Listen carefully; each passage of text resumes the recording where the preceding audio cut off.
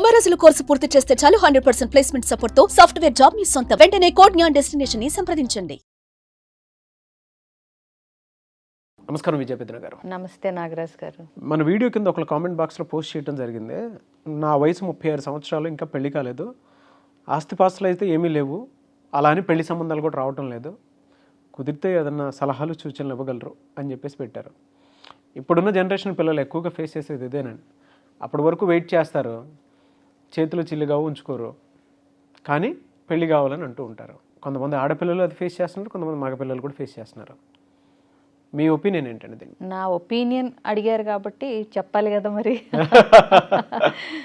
ఒకటండి, 35 సంవత్సరాలు అంటే అప్పటి వరకు పెళ్లి చేసుకోకుండా, అంటే 35 సంవత్సరాల అబ్బాయిని పెళ్లి చేసుకునే అమ్మాయిలు తగ్గిపోతారు.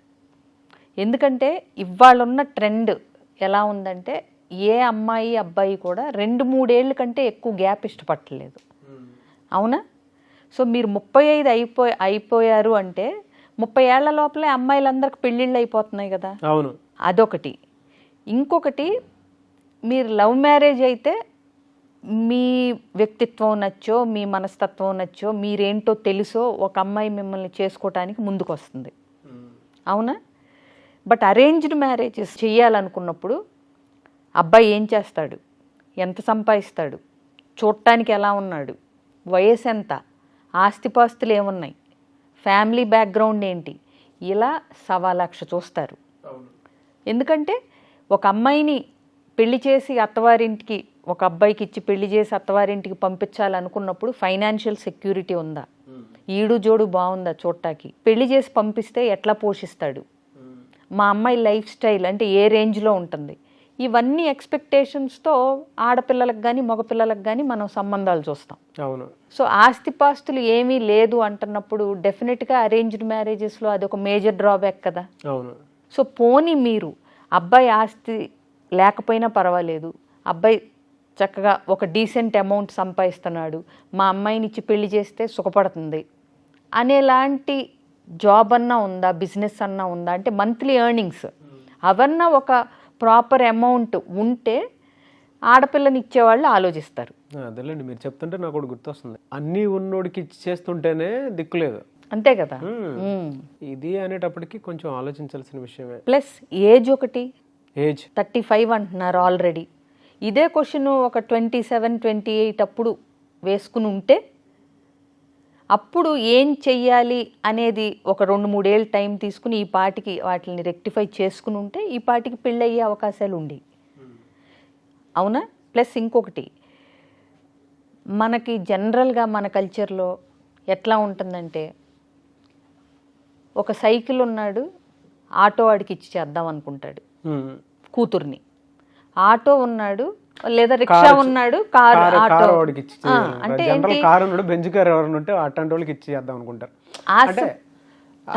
తమకంటే అమ్మాయి ఎక్కువ సుఖపడాలి, పిల్లలు ఎక్కువ సుఖపడాలి, అమ్మాయి అబ్బాయినా మనం ఉన్న పొజిషన్ కంటే మన పిల్లలు ఇంకా బాగుండాలి, బాగా జీవించాలి, బాగా బ్రతకాలి, సౌకర్యాలతో ఉండాలి అని ప్రతి తల్లిదండ్రి కోరుకుంటారు కదా. అవును, అవును, అందులో తప్పు లేదు కదా.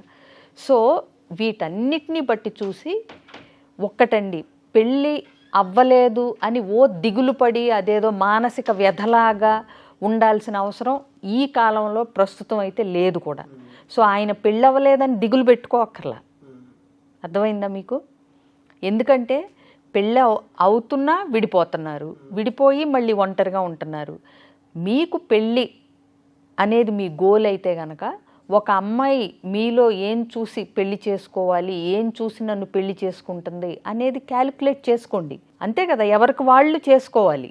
ఒక అమ్మాయి నన్ను ఇష్టపడి నాతో పెళ్లికి ఒప్పుకోవాలి అంటే నేను ఏమేమి ఏరియాస్లో ఇంప్రూవ్ అవ్వాలి, ఏ ఏరియాస్లో డెవలప్ అవ్వాలి అనేది చూసుకుని పెళ్లి చేసుకోండి తప్పకుండా. సో ఇంకొకటి, చాలా చిన్న వయసులో పెళ్ళిళ్ళు అయిపోయి అమ్మాయిలకి దురదృష్టవశాత్తు ఆ డివోర్స్ అవటమో లేకపోతే విడోస్ అవటమో ఇలాంటి వాళ్ళు ఉంటారు. సో ఏంటంటే ఇప్పుడున్న కాలానికి ఫస్ట్ మ్యారేజ్ వాళ్ళు సెకండ్ మ్యారేజ్ వాళ్ళని చేసుకోవటం, ఒక పెళ్ళి కాని అబ్బాయి ఆల్రెడీ పెళ్ళైపోయి అంటే మళ్ళీ ప్రస్తుతం సింగిల్గా ఉన్న అమ్మాయిని పెళ్లి చేసుకోవటం, ఇట్లాంటివన్నీ ఇవాళ చాలా సహజంగా జరుగుతున్నాయి. అవును. సో మీరు ఒక అమ్మాయికి లైఫ్ ఇవ్వగలరా అన్న ఆ కోణంలోంచి కూడా ఆలోచించవచ్చు నాగరాజు గారు. ఎందుకంటే కలిసి బ్రతకటానికి కలిసిన అంటే ఒక అభిప్రాయాలు కానీ కలిసిన మనసులు కానీ అవి అవసరం కానీ అంత బ్రాడ్ మైండెడే ఉంటే గనక ఆ వేలో కూడా థింక్ చేయొచ్చు. అప్పుడు ఆ అమ్మాయి ఒక దేవుళ్ళలాగానో ఒక మంచి మనిషిలాగానో జీవితాంతం చక్కగా కృతజ్ఞతగా చక్కగా ఇద్దరు కలిపి లైఫ్ లీడ్ చేసే అవకాశాలు ఉన్నాయి. మీరు చెప్తుంటే నాకు 2 విషయాలు గుర్తొస్తున్నాయి మేడం. ఒక ఆడపిల్లకి తండ్రి ప్రజెన్స్, భర్త ప్రజెన్స్ అంటే దూరంగా ఉన్నా కూడా ఫలానా వాళ్ళు ఉన్నారు అని అంటే ఆ ధైర్యం వేరు. అవును, ఆ ధైర్యం వేరు. అదొక పాయింట్ అయితే, ఎందుకంటే మీరు ఇందాక అర్లీ స్టేజ్లో మ్యారేజ్ చేసేసుకొని కొంతమంది హస్బెండ్ని అంటే కొన్ని డిసీజెస్ వల్ల కానివ్వండి, యాక్సిడెంట్ల వల్ల కానివ్వండి భర్తను కోల్పోయేటువంటి వాళ్ళు ఉంటారు. సో అటువంటి వాళ్ళకి ఇటువంటిది కూడా ఒక ఆప్షన్ ఉంది అనేటువంటి విషయాన్ని మనం చేసుకోవచ్చు. అంటే ప్రస్తుతం ఉన్న దాని ప్రకారం ఆయన నాకు 36 years అని చెప్పాడు అని అంటే ఇంకొకరిని నేను చూసుకోవడానికి రెడీగా ఉన్నాను అనేటువంటి విషయం బహాటంగానే చెప్తున్నాడు. 2 అతను చెప్పిన దాని ప్రకారం ఏంటనంటే పెళ్లి జరిగితే చాలు, చూసుకోవడానికి నాకు ఏ అభ్యంతరం లేదు, నాకు కావాల్సింది ఏంటంటే పెళ్లి టైం ఎవరు రావట్లేదు, ఒక తోడు కావాలి. అవును, తోడు 36 ఏళ్ళు. ఇప్పుడు నేను ఫస్టే అన్నాను, అందుకే జనరల్గా 33 ఏళ్ళు 34 ఏళ్ళు వరకు అమ్మాయిలు పెళ్లి చేసుకోకుండా ఉండటం అనేది చాలా రేర్. సో నిజంగా ఈయనకు ఒక తోడు కావాల్సినప్పుడు అలాంటి ఒక అమ్మాయికి గనక పెళ్లి చేసుకుంటే ఒక లైఫ్ ఇచ్చిన వాళ్ళు అవుతారు, మీకు తోడు దొరుకుతుంది. సో ఎక్కడో ఒక దగ్గర మనం ఆలోచించాల్సిన సందర్భం వచ్చింది కాబట్టి ఈ కోణంలోంచి ఆలోచించినా తప్పు లేదు అని నేను అంటాను. సో ఇలా కనుక డిసైడ్ అయితే ఈ కోణంలో ఇప్పుడు నేను చెప్పిన యాంగిల్లోంచి కనుక పెళ్లి చేసుకోవటానికి ఆయన డిసైడ్ అయితే కొన్ని ఆలోచించాల్సిన విషయాలు మళ్ళీ దృష్టి పెట్టాల్సినవి కొన్ని ఉంటాయండి. ఒకటి, ఫస్ట్ థింగ్, నేనేదో ఉద్ధరిచ్చాను అనే ఒక భావన ఉండకూడదు. అర్థమైందా? ఇద్దరు కలిసి లైఫ్ లాంగ్ అంటే ఒక జర్నీ చేయటానికి ఇష్టపడి పెళ్లి చేసుకుంటున్నప్పుడు నేనేదో గొప్ప అంటే సమాజ సేవ చేశాను వద్దు. మీకోసం మీరు చేసుకోండి, మీకు ఇష్టమైతేనే చేసుకోండి, బలవంతం ఏమీ లేదు. బట్ ఎవరినో ఉద్ధరించాను అనే ఫీలింగ్ మాత్రం వద్దండి. 2, మళ్ళీ కట్న కానుకలు ఆశించటం. సోషల్ సెక్యూరిటీ చూసుకోవడంలో తప్పే ఉంది అని అడుగుతారు.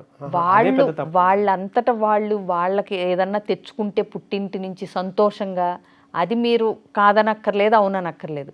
బట్ మీరేదో డిమాండ్ చేసి నేనేదో 2వ పెళ్ళి అమ్మాయిని చేసుకుంటున్నాను, నాకు అంత కావాలి ఇంత కావాలి, ఈ డిమాండ్లు అనవసరం. అర్థమైందా? 3, ఒకవేళ ఆ అమ్మాయికి గనక పిల్లలు ఉంటే వాళ్ళని యాక్సెప్ట్ చేసే పెద్ద మనసు, వాళ్ళకి తండ్రిలాగా వ్యవహరించేంత మెచ్యూరిటీ మీకుందా? ఉంటేనే వెళ్ళండి. ఎందుకంటే ఆల్రెడీ ఒక నష్టం జరిగి ఆ అమ్మాయి బాధలో నుంచి అప్పుడప్పుడే తేరుకుంటూ ఉండొచ్చు. మళ్ళీ మీరేదో ఉద్ధరిచ్చేస్తాను అని చెప్పి తీసుకొచ్చి ఇబ్బందులు పెట్టే కంటే మీకు ఆ బ్రాడ్ మైండ్ ఉందా? ఉంటేనే యు గో అహెడ్. ఇది క్లియర్ అండి. ఈ విషయాలు దృష్టిలో పెట్టుకుంటే కనుక చక్కగా నా కౌన్సిలింగ్ పరిధిలోనే నాకు చాలామంది తెలుసు. ఏది, ఫస్ట్ మ్యారేజ్ అబ్బాయి సెకండ్ మ్యారేజ్ అమ్మాయిని చేసుకుని అద్భుతంగా ఉన్నాళ్ళు తెలుసు. ఆ ఇదిలోనే నేను ఈ సలహా ఇవ్వటం జరిగింది. దీంట్లో ఇంకొకటి మర్చిపోయానండి. ఏంటంటే మీరు పెళ్లి చేసుకునే ముందలే కావాలంటే ఆ అమ్మాయి గతానికి సంబంధించిన డీటెయిల్స్ ఏమన్నా తెలుసుకోవాలి అంటే తెలుసుకోండి. బట్ వన్స్ పెళ్ళైన తర్వాత జీవితంలో ఎప్పుడూ కూడా ఆ పాస్ట్ లైఫ్, ఆమె గతాన్ని గురించి మాట్లాడటం కానీ దెప్పటం కానీ అనేది చేయకుండా గలిగితేనే పెళ్లి చేసుకోండి.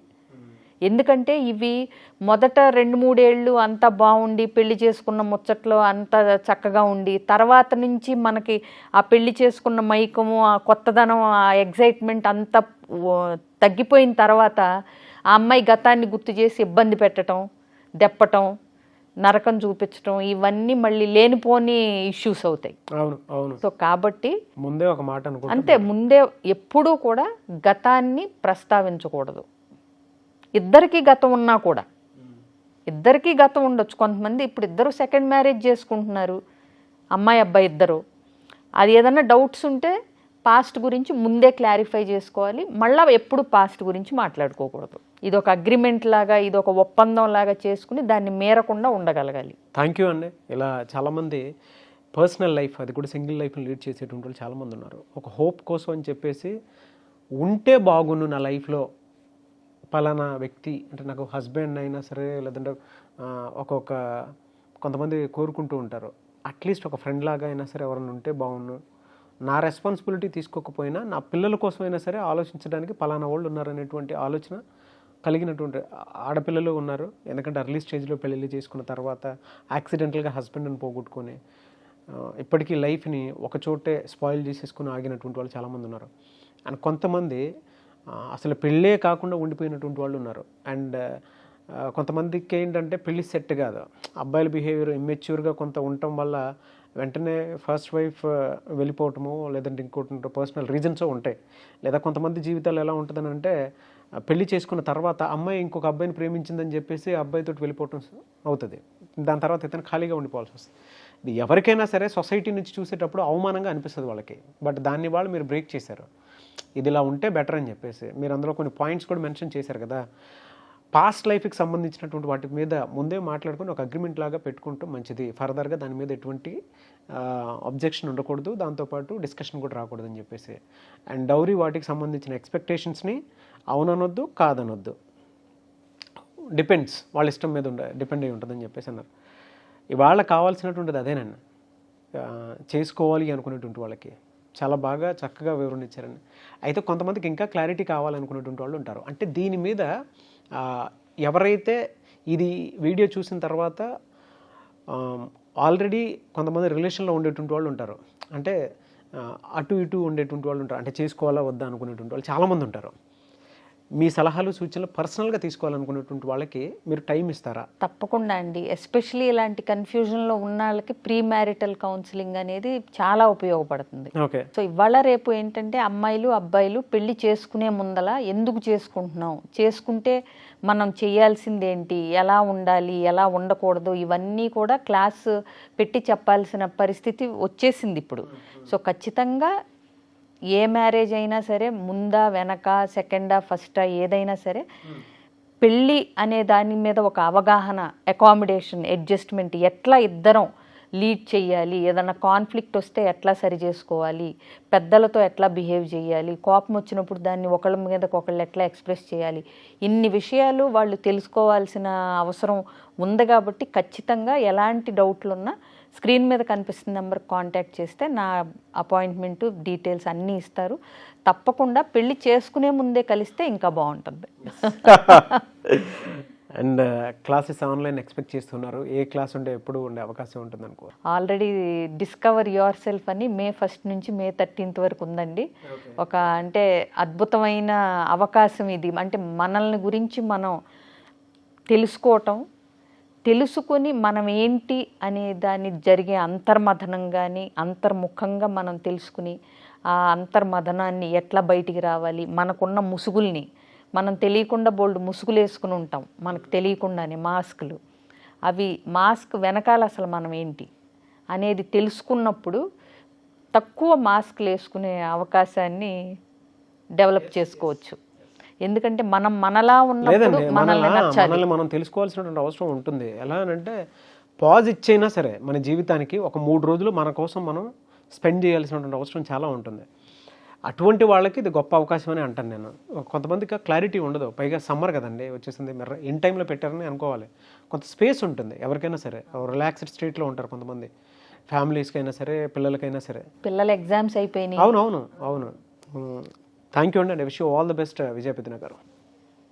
చూసారు కదండి ఈ వీడియోపై మీ అభిప్రాయాన్ని కమెంట్ బాక్స్లో పోస్ట్ చేయండి. ముఖ్యంగా మీరు కనుక విజయ పెద్దన గారి ఆన్లైన్ క్లాస్ డిస్కవర్ సెల్ఫ్ అనేటువంటి క్లాస్కి అటెండ్ అవ్వాలి అనుకుంటే స్క్రీన్ మీద మీకు కాంటాక్ట్ నెంబర్ కనిపిస్తుంది, దానికి మీరు కాల్ ఆర్ మెసేజ్ వాట్సాప్ చేయొచ్చు.